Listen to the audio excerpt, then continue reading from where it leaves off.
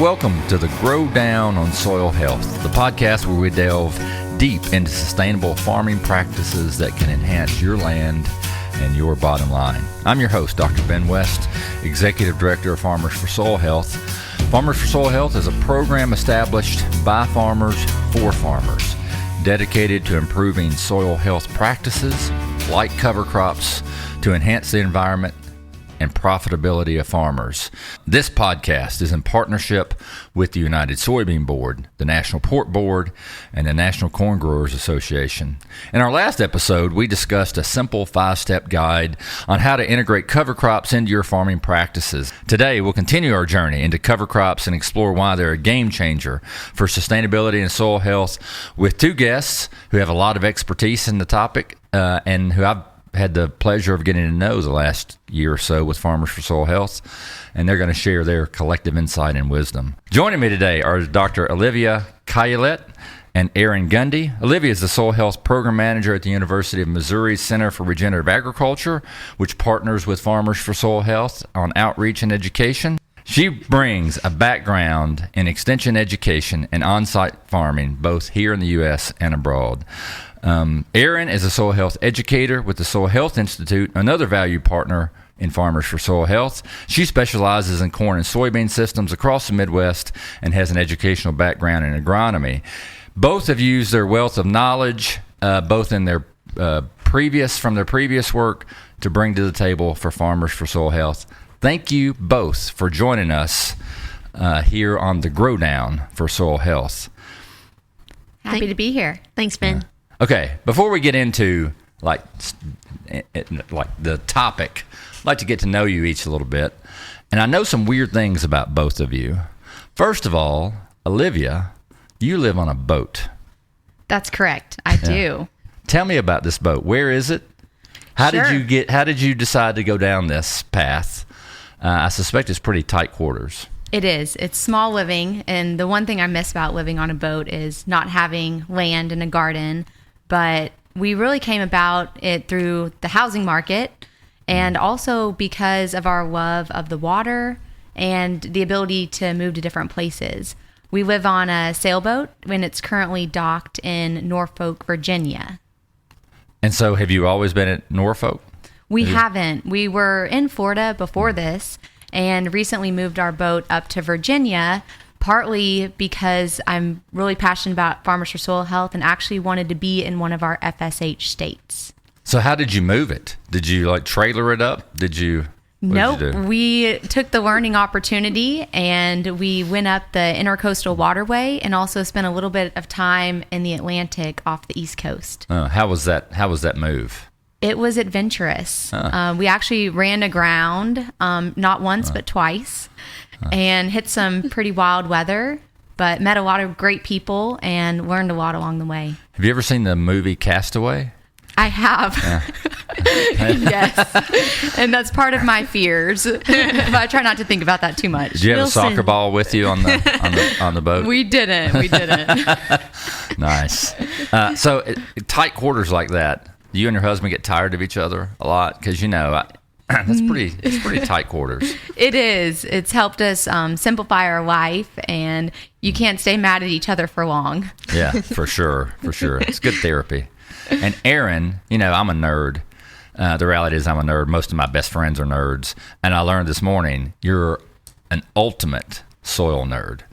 Right? You're a soil scientist by training. You have a lot of soil science in your background. And I found out today that, people collect lots of things, and you collect dirt. Now, if my college soils professor right now heard me use the word dirt, I would get a few points taken off of my final exam. But you collect soil. I do collect soil, Ben. Yes, that's correct. Yeah. And what do you do? How do you display it? Is this for fun? Do you take it out at night and, play with it? I mean, what do you do? No, I don't talk to my soil like, plant folks do to their plants. But when it started in college, we started traveling around for soil judging. And I thought it would be a really fun idea to collect soil from everywhere that we got to go. Mm-hmm. And we got to travel to a lot of places about twice a year. And So I started, grabbing some jars in places that we would go, or just some Ziploc baggies.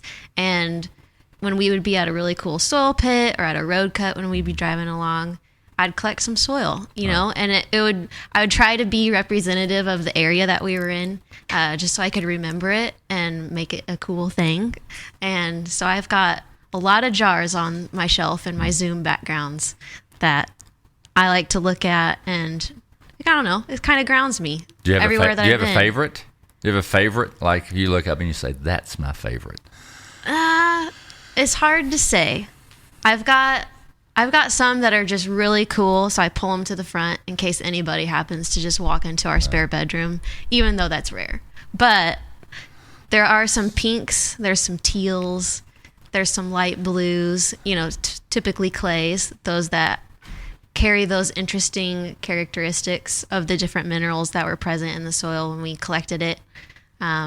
There's some times where it's gotten a little bit tricky on transport, and I've made little soil cubes, and so it's not necessarily representative of the profile, but it still is fun. And do you have a soil type on your bucket list? Like, I want to collect this soil in this place. No, I'm not that much of a nerd. Oh, okay. Well, yeah, I'm sure nobody listening would think that. Well, as you know, this show is about sustainable farming practices and particularly cover crops. Cover crops been around for a long time. Farmers have been using cover crops, for centuries. But we still have pretty low adoption in the U.S. of cover crops. Just 15 or 16 million acres nationwide based on ag census data. Why should farmers consider cover crops as a tool in their operations? What benefits can a farmer expect from adopting cover crops? Yeah, Ben, I think that's a really great question. And it's interesting to think about how, like you said, we've had farmers historically use cover crops and then over time have gotten away from that practice.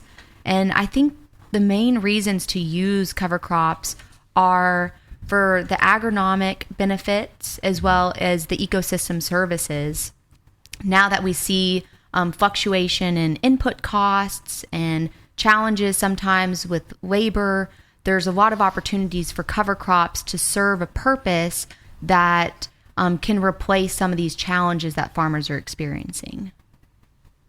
Well, yeah. And I was just going to jump in. I mean, cover crops provide so many benefits that, especially when you use them as a whole entire soil health system, a soil health management system, they can have compounding impacts.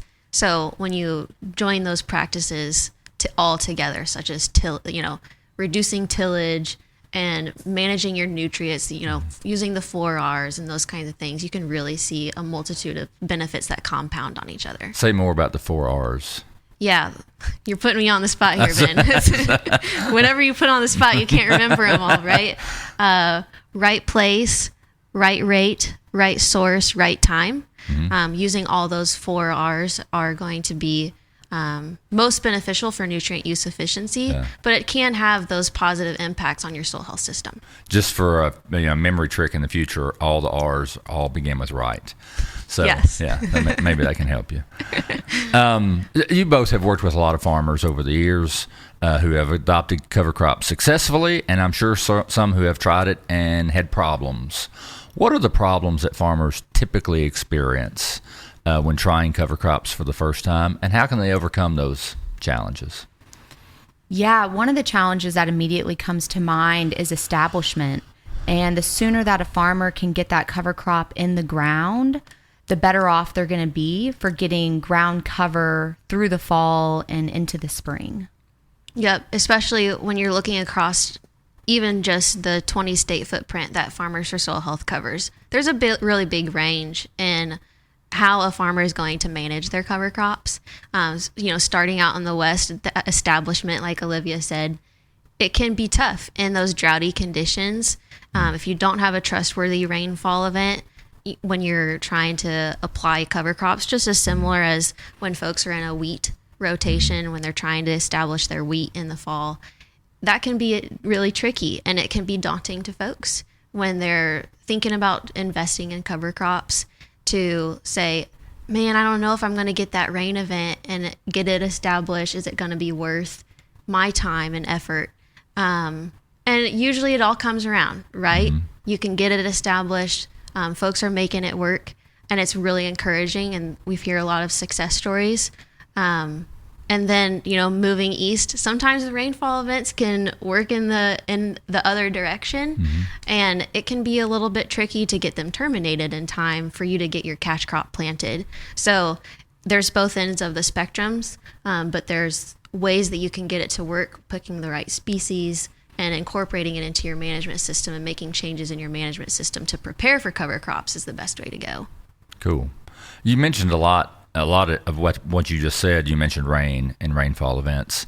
One of the things that I think most farmers are seeing on their farms as climate change comes is more extreme weather patterns. When it does rain, it rains a lot in a short period of time, and when it doesn't, it can be dry for a long period of time.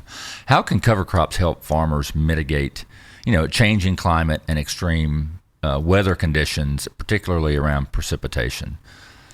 Yeah, one of the beautiful things about cover crops is the ability for it to help, like you said, with water management. And that is in times of flooding and times of drought as well.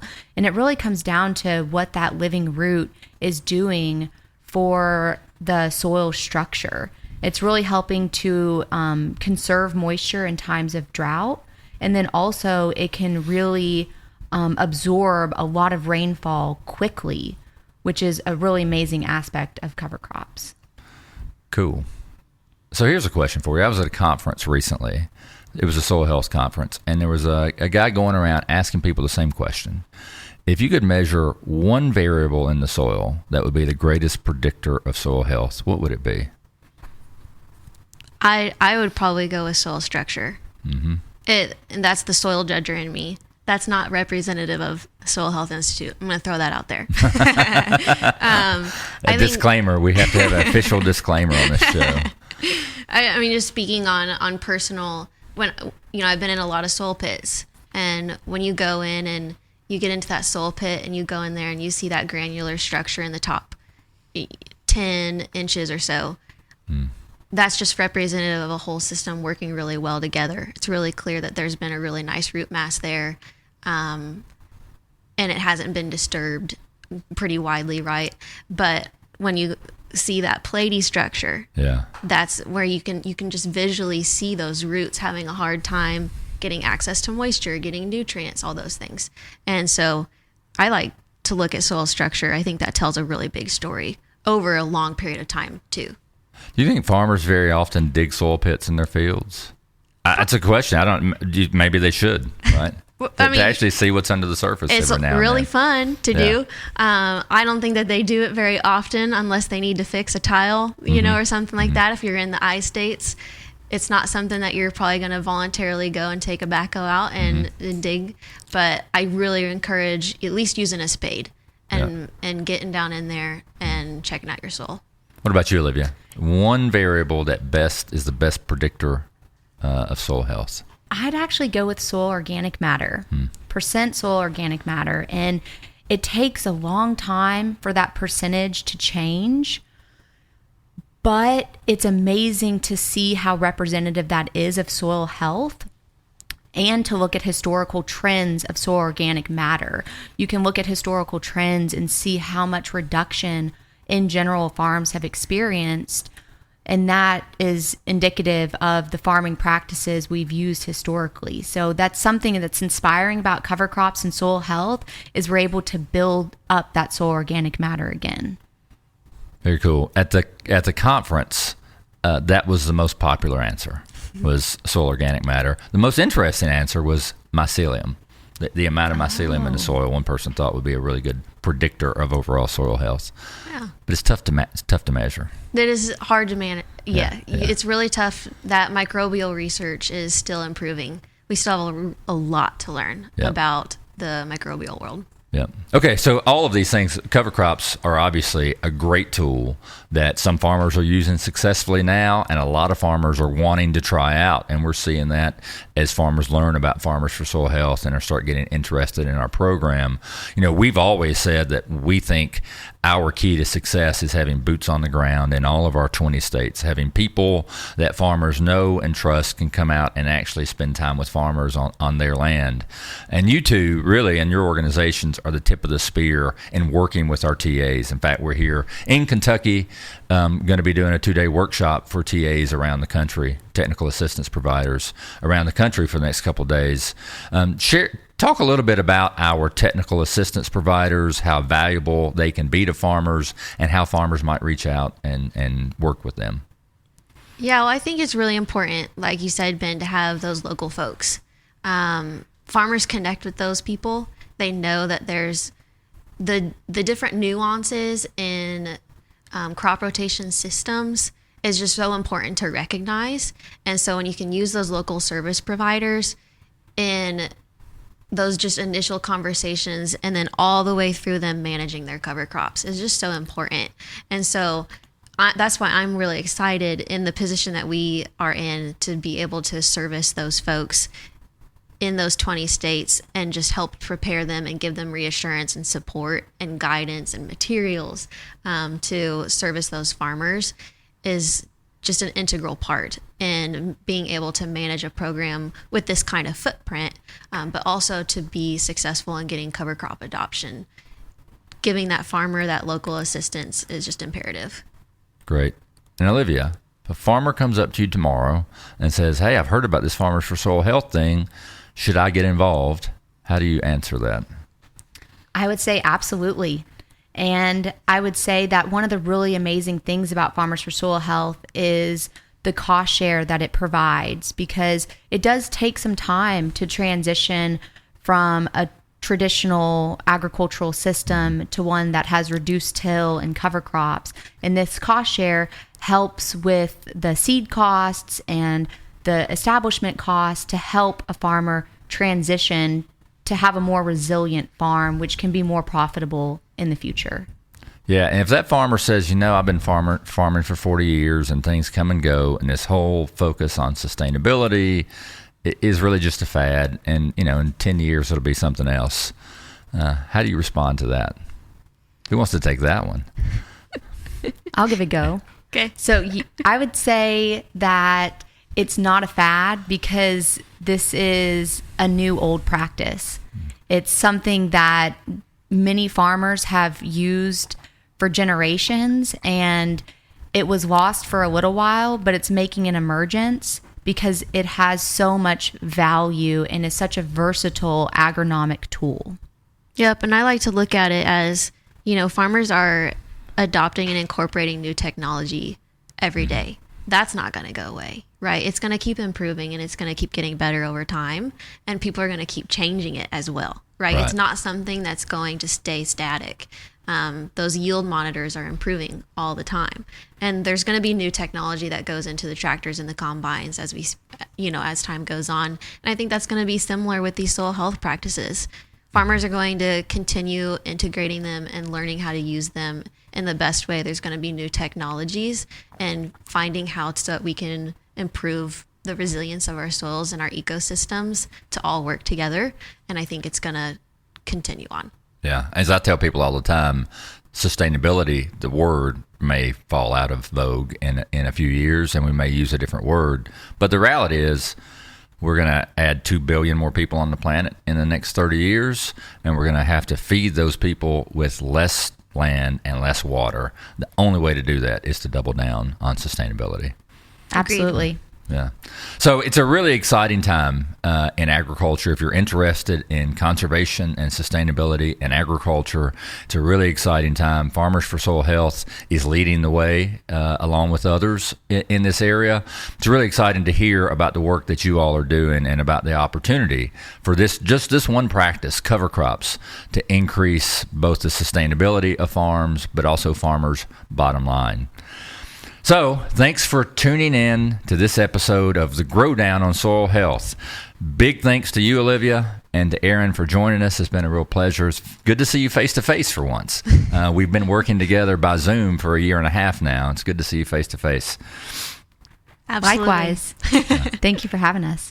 So if you enjoyed this episode, make sure to subscribe, follow us on social media, check out our website, farmersforsoilhealth.com. There you can find out everything you need to know about the program, how to get involved, how to get paid, how to establish cover crops on your farm, and most importantly, who your technical assistance provider is in your state. Stay tuned to this channel for more insights and more interesting guests to come. See you next time.